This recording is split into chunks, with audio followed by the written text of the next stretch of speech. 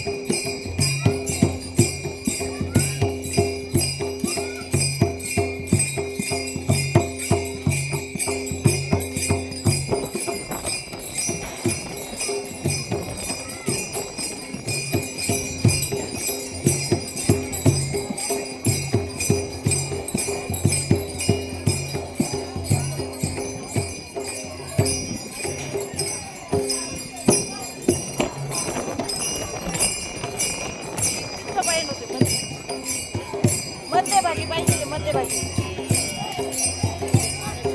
विठ्ठल रुक्मिणी मध्यभागी पाहिजे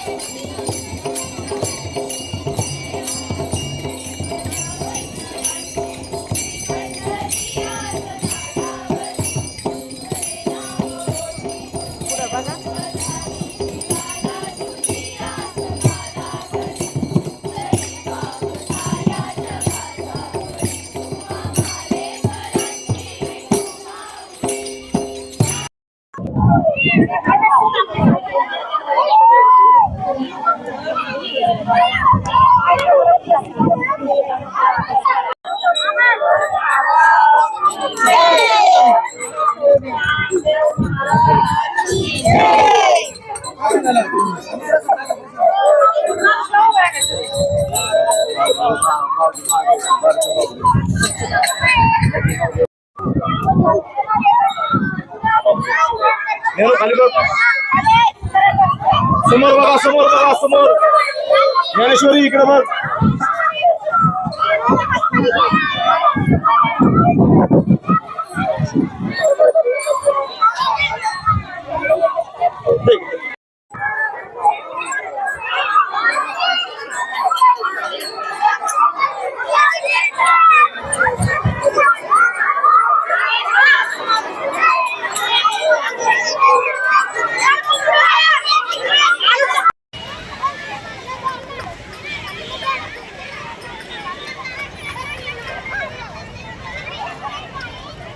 झालं झालं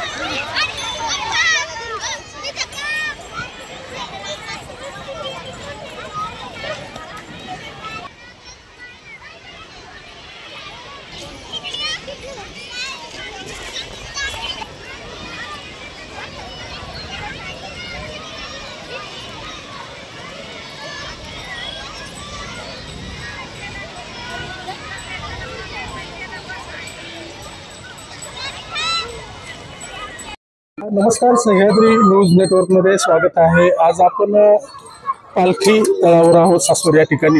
गुरुकुल मीडियम इंग्लिश मीडियम स्कूलच्या वतीने उद्याची जी आषाढी वारी आहे या निमित्त विद्यार्थ्यांचा पालखी सोहळा आज सासवड पालखी तळावर आयोजित केलेला आहे. ज्या ठिकाणी संत श्रेष्ठ ज्ञानेश्वर महाराजांची पालखी विसावली जाते. 2 दिवसाच्या मुक्कामावर सासवडमध्ये असते. या ठिकाणी हा पालखी सोहळा गुरुकुल इंग्लिश मीडियम स्कूलच्या वतीने घेण्यात येत आहे. याबद्दल गुरुकुल विद्यालयाच्या